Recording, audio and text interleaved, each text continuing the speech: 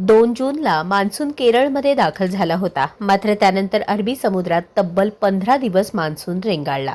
यंदा राज्यात मान्सूनचा पाऊस उशिरा दाखल झाला. आता कुठे सर्वदूर पावसाला सुरुवात झाली. काल रात्री अनेक भागात जोरदार पावसाने हजेरी लावली. पुढील काही दिवस पावसाचा जोर कायम राहण्याचा अंदाज आहे. त्यामध्येच आता मोठा अंदाज वर्तवण्यात आला आहे. राज्यात 1 जुलैपासून अति मुसळधार पाऊस होण्याचा अंदाज हवामान तज्ज्ञांनी वर्तवला आहे. अनेक जिल्ह्यात पुढील 3 दिवसांसाठी अलर्ट जारी करण्यात आला आहे. मध्यरात्रीपासून पावसाचा जोर वाढला आहे. मान्सून राज्यात दाखल झाला, मात्र पेरण्या अजून खोळंबल्या आहेत. शेतकऱ्यांकडून पेरण्यांची सर्व तयारी करण्यात आली, मात्र प्रत्यक्षात पाऊस अजून काही म्हणावा तसा पडला नाही. या दरम्यानच आता पावसाचा मोठा इशारा देण्यात आला आहे. 1 जुलैपासून अतिमुसळधार पाऊस कोसळण्याची शक्यता आहे. जिल्ह्यात पुढील 3 दिवस पावसाचा येलो अलर्ट हवामान विभागाने जारी केला आहे. जुलै महिन्याच्या पहिल्या आठवड्यापासूनच पावसाचा जोर वाढेल.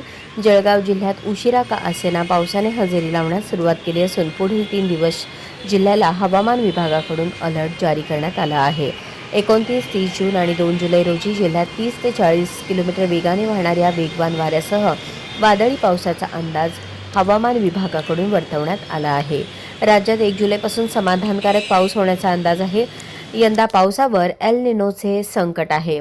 एल निनोमुळे पाऊस कमी पडू शकतो असा अंदाज आहे.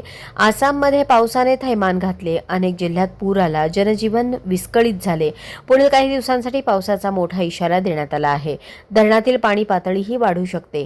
सध्या अनेक भागात पाणी टंचाईची समस्या आहे. सुरुवातीला संपूर्ण जून महिनाच कोरडा जाण्याचा अंदाज होता, मात्र जूनच्या अखेरच्या आठवड्यात मान्सून राज्यात दाखल झाला आहे. अनेक भागात मान्सूनचा पाऊस कोसळत आहे.